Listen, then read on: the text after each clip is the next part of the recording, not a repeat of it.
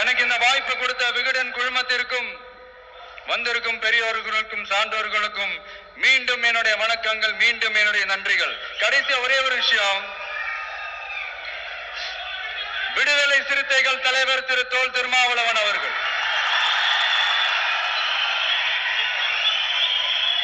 அவங்களால இன்னைக்கு வர முடியாம போச்சு.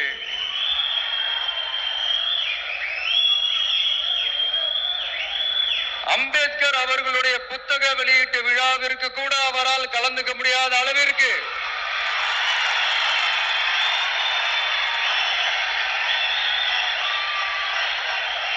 கூட்டணி கட்சிகள் சார்ந்து எவ்வளவு பிரஷர் இருக்கும் என்று என்னால் யூகிக்க முடிந்தாலும்